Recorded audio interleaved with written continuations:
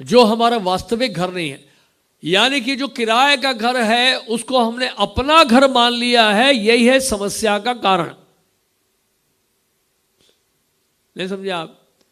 अब अगर हम किराए के घर पे रह रहे हैं और कुछ समय के बाद सोचें हम ही मकान मालिक हैं, समस्या है कि नहीं बताइए? वहीं से प्रॉब्लम शुरू हो जाएगी। इसलिए हमारे साथ प्रॉब्लम आ रही है। जिसके हम ओनर नहीं है, कल ओनरशिप की बात मैंने की थी कि भगवान जो है एंजॉयर क्यों है, Y God is enjoyer, because he is owner. और वो क्योंकि ओनर है तो वो प्रोप्राइटर भी है, कंट्रोलर भी है, एंजॉयर भी है।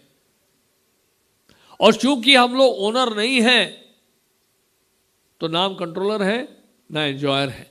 अब कॉपरेट करते हुए, भगवान के साथ सहयोग देते हुए कुछ हद तक हम लोग क्या कर सकते हैं, एंजॉय भी कर सकते हैं और कुछ एरियाज हम लोग कंट्रोल भी कर सकते हैं, लेकिन वो भी क्या, डायरेक्शन में, एक लिमिटेशन में। तो इसलिए इन बातों को बहुत अच्छे से हमें समझना है कि वास्तव में हम लोग अधिकाधिक क्या कर सकते हैं, कॉपरेट ही कर सकते हैं। हम स्वतंत्र नियंता नहीं है, ये हमारा वास्तविक स्वरूप है। तो इसलिए इसको समझना बहुत जरूरी है। और तो इस तरह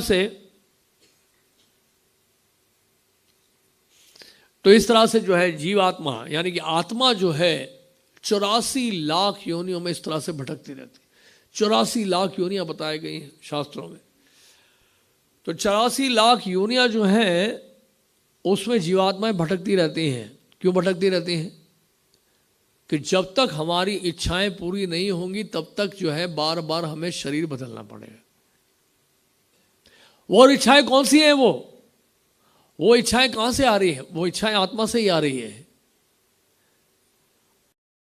तो इस कारण से क्या है कि हम नाना प्रकार के शरीर बदलते जा रहे हैं